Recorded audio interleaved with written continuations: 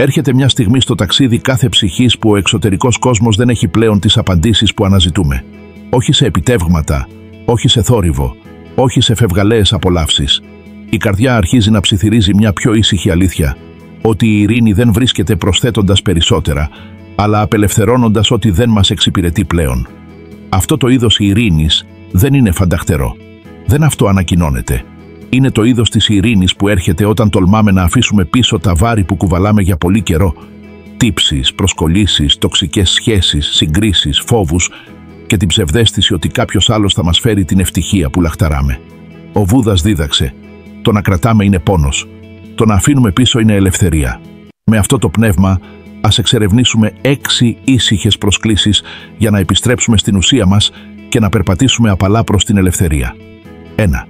Αφήνοντας πίσω μας σχέσεις που βλάπτουν την εσωτερική μας γαλήνη, καθώς μεγαλώνουμε, κάτι μέσα μας μετατοπίζεται. Η ανάγκη να μας αρέσουν, η επιθυμία να μας καταλάβουν και η παρόρμηση να διατηρήσουμε την ειρήνη εις βάρος του δικού μας πνεύματος αρχίζουν να χάνουν την έλξη τους. Κι όμως, τόσοι πολλοί από εμάς παραμένουμε μπλεγμένοι σε σχέσεις που μας εξαντλούν, πιστεύοντας ότι η πίστη σημαίνει να παραμένουμε, ακόμα και όταν πονάει. Αλλά η πίστη χωρίς αλήθεια δεν είναι αγάπη. Είναι εγκατάλειψη του εαυτού μας. Ο Βουδισμός διδάσκει ότι η προσκόλληση είναι η ρίζα του πόνου και συχνά δεν είναι η αγάπη που κρατάμε, αλλά η προσκόλλησή μας στο πώς θα έπρεπε να είναι τα πράγματα, ποιοι θα έπρεπε να έχουν γίνει οι άνθρωποι. Το να αφήνεις πίσω σου σχέσεις που βλάπτουν την ηρεμία σου δεν είναι πράξη σκληρότητας, είναι πράξη αφήνειας. Δεν σημαίνει ότι αποκόπτουμε τους άλλους με θυμό. Αντίθετα, σημαίνει ότι κάνουμε τη συνειδητή επιλογή να σταματήσουμε να παραδίδουμε την ψυχή μας σε εκείνους που δεν μπορούν ή δεν θέλουν να την τιμήσουν. Φανταστείτε να περπατάτε στη ζωή με ένα σακίδιο γεμάτο βαριές πέτρες, κάθε μία από τις οποίες αντιπροσωπεύει μια άλυτη πληγή, μια προδοσία, έναν επαναλαμβανόμενο καυγά ή τον βαθύ πόνο του να είσαι αόρατος. Το να αφήνεις κάτω αυτό το σακίδιο δεν σημαίνει ότι απέτυχες. Σημαίνει ότι έχεις μάθει να αγαπάς τον εαυτό σου αρκετά για να περπατάς ξανά ελαφρά. Το να αφήνεις πίσω σου με συμπόνια, όχι μόνο για τους άλλους αλλά και για τον εαυτό σου, είναι ένα ιερό βήμα προς την ολότητα.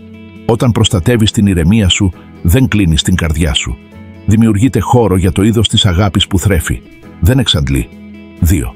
Απελευθέρωση του φόβου της γύρανσης. Στον καθρέφτη, αρχίζουμε να βλέπουμε τον χρόνο χαραγμένο στο δέρμα μας. Γραμμές γέλιου, θλίψη, άγρυπνες νύχτες και ιερά πρωινά. Υπάρχει μια τρυφερή ομορφιά σε αυτή την ήσυχη μεταμόρφωση, όμως συχνά την χαιρετάμε με φόβο, όχι με ευλάβεια. Η κοινωνία μας έχει διδάξει να θρηνούμε τα σημάδια της γύρανσης σαν να είναι απώλειες, ρητίδες, πιο αργά βήματα, γκρίζα μαλλιά, πιο απαλά χαρακτηριστικά. Αλλά η γύρανση δεν είναι κάτι που διορθώνεται. Είναι ένα πέρασμα, ένα πνευματικό ξεδίπλωμα που αποκαλύπτει ένα βαθύτερο είδος ομορφιάς. Ένα που δεν φωνάζει αλλά ακτινοβολεί ήσυχα από μέσα. Ο Βουδισμός μας υπενθυμίζει ότι όλα τα εξαρτημένα πράγματα είναι εφήμερα. Το να αντιστέκεσαι στη ροή της ζωής σημαίνει να υποφέρεις. Το να την αποδέχεσαι με χάρη σημαίνει να αφυπνίζεσαι. Φανταστείτε τη γύρανση όχι ως κάθοδο, αλλά ως επιστροφή στην παρουσία, στη σοφία, στην απλή αλήθεια της ύπαρξης. Το σώμα είναι απλώς το φανάρι. Το φως που κουβαλάει είναι η ψυχή σας. Αυτό το φως δεν σβήνει με την ηλικία. Στην πραγματικότητα γίνεται πιο σταθερό, πιο εστιασμένο, πιο φωτεινό. Τι θα γινόταν αν, αντί να θρηνούμε την νεότητα, γιορτάζαμε τον πλούτο ενός πνεύματος που έχει υπομείνει, έχει αγαπήσει, έχει αποτύχει, έχει συγχωρέσει, έχει μάθει και εξακολουθεί να επιλέγει να εμφανίζεται με θάρρος. Η γύρανση δεν είναι η αργή εξαφάνιση του ποιος ήσασταν, είναι η αργή αποκάλυψη του ποιοι πραγματικά είστε. 3. Απαλλαγείτε από τη συνήθεια να συγκρίνετε τον εαυτό σας με τους νέους.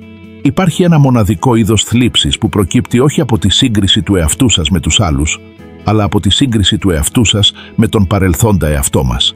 Κοιτάμε παλιές φωτογραφίες ή ακούμε τα ξέγνια στα γέλια των νέων και νιώθουμε μια λαχτάρα, μια ήσυχη θλίψη για την ενέργεια, τη φιλοδοξία ή τη φυσική χάρη που κάποτε είχαμε. Αλλά η σύγκριση, ειδικά με τον προηγούμενο εαυτό σας, είναι μια ήσυχη μορφή πόνου. Μετατρέπει την παρούσα στιγμή σας σε κάτι διαρκώς ανεπαρκές. Ωστόσο, να τι ξεχνάμε συχνά, η νεότερη εκδοχή σας δεν γνώριζε αυτά που γνωρίζετε τώρα. Αυτή η εκδοχή μπορεί να ήταν γεμάτη ζωή, αλλά και γεμάτη σύγχυση, ανασφάλεια και φόβο. Αυτός ο νεότερος εαυτός δεν θα μπορούσε να κουβαλήσει αυτό που κουβαλάτε τώρα με τόση σταθερότητα. Στη βουδιστική σοφία, η σύγκριση προκύπτει από την άγνοια, θολώνει την αλήθεια της παρούσας στιγμής και μας τυφλώνει στην ομορφιά του που βρισκόμαστε τώρα. Κάθε εποχή της ζωής φέρει έναν ιερό σκοπό. Η νεότητα μπορεί να δίνει ταχύτητα, αλλά η ηλικία φέρνει βάθος.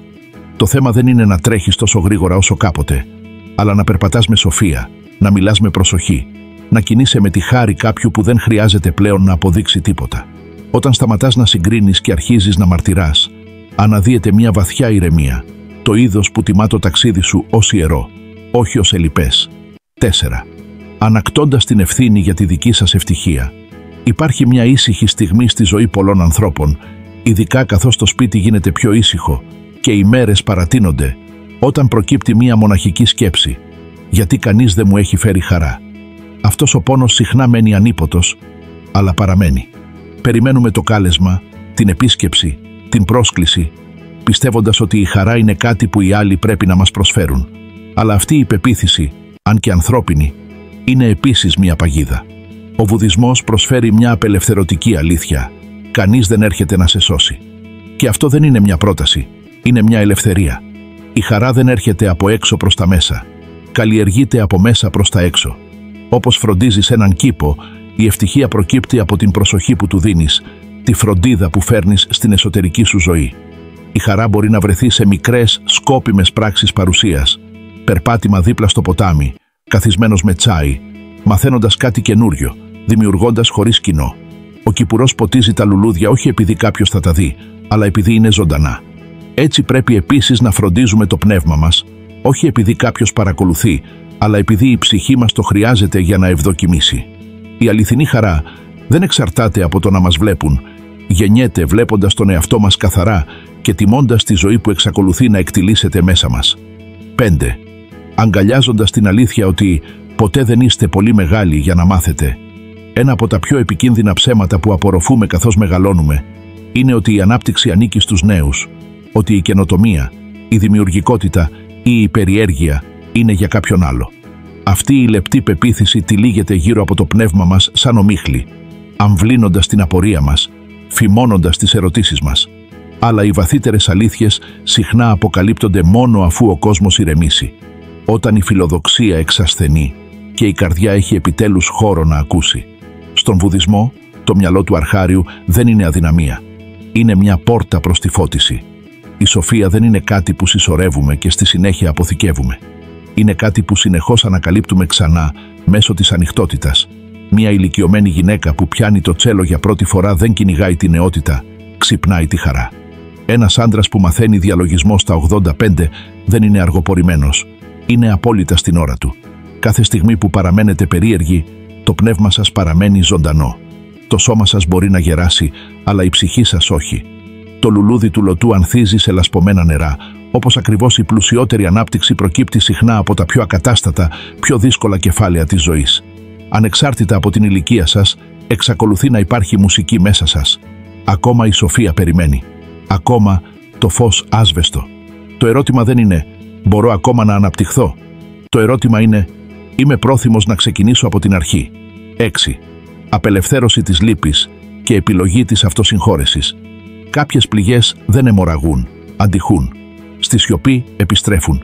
Η απόφαση που μετανιώνετε, τα λόγια που δεν είπατε, ο πόνος που προκαλέσατε ή υπομείνατε. Η λύπη δεν ζει μόνο στο μυαλό, αλλά και στο σώμα, στα μισοχαμόγελα, τις ανήσυχες νύχτες, την αντίσταση στη χαρά. Με την πάροδο του χρόνου, η λύπη γίνεται ένα είδος φαντάσματος, διαμορφώνοντας το παρόν σας με τη σκιά αυτού που θα μπορούσε να ήταν. Αλλά εδώ είναι η πιο ριζοσπαστική αλήθεια που διδάσκει ο βουδισμός. Δεν είστε το παρελθόν σας. Ο Βούδας είπε «Εσύ ο ίδιος, όπως και ο καθένας, αξίζεις την αγάπη και την στοργή σου». Αυτό περιλαμβάνει και την εκδοχή σου που δεν ήξερε καλύτερα. Αυτός που απέτυχε, που έπεσε, που πρόδωσε τις δικές του αξίες, που έμεινε για πολύ καιρό ή έφυγε πολύ νωρίς. Η συμπόνια πρέπει να ξεκινά με τον εαυτό, όχι ως άδεια για κακό, αλλά ως μονοπάτι προς την θεραπεία. Η συγχώρεση δεν σημαίνει να σβήνεις το παρελθόν. Σημαίνει να του επιτρέπεις να είναι μέρος της ιστορίας, χωρίς να το αφήνεις να ελέγχει το τέλος. Είναι η επιλογή να βλέπεις τις πληγές σου ως απόδειξη, όχι ντροπής, αλλά επιβίωσης. Η λύπη μπορεί να διδάξει, αλλά μόνο αν ακούσουμε χωρίς κρίση. Απελευθερώστε την, όχι επειδή το παρελθόν αλλάζει, αλλά επειδή αξίζετε να είστε ελεύθεροι. Η ζωή σας δεν έχει τελειώσει. Η υπόλοιπη ιστορία σας γράφεται ακόμα και εσείς κρατάτε το στυλό τώρα. Συμπέρασμα. Η ειρήνη που αναζητάτε βρίσκεται στο να αφήνετε να πηγαίνουν στο τέλος. Το πιο ιερό έργο που μπορούμε να κάνουμε είναι να μην κυνηγάμε περισσότερα, αλλά να κουβαλάμε λιγότερα. Να καταγράφουμε τις ιστορίες, τους ανθρώπους, τους φόβους και τις αυτοκριτικές που βαραίνουν την ψυχή. Οι διδασκαλίες του Βούδα δεν μας ζητούν να ξεφύγουμε από τη ζωή, αλλά να τη ζήσουμε με πλήρη επίγνωση, βαθιά συμπόνια και το θάρρος να απελευθερώσουμε ό,τι δεν μας εξυπηρετεί πλέον. Ρωτήστε λοιπόν τον εαυτό σας, όχι ως δοκιμασία, αλλά ως πρόσκληση. Τι κουβαλάτε ακόμα που δεν είναι πλέον δικό σας να κρατήσετε? Τη στιγμή που είστε πρόθυμοι να το αφήσετε, ξεκινάει η ηρεμία. Όχι κάποια μέρα. Όχι όταν είστε νεότεροι, πλουσιότεροι ή πιο κατανοητοί. Τώρα. Επειδή η ελαφρότητα που λαχταράτε δεν είναι μακριά, είναι απλώς στην άλλη πλευρά της απελευθέρωσης.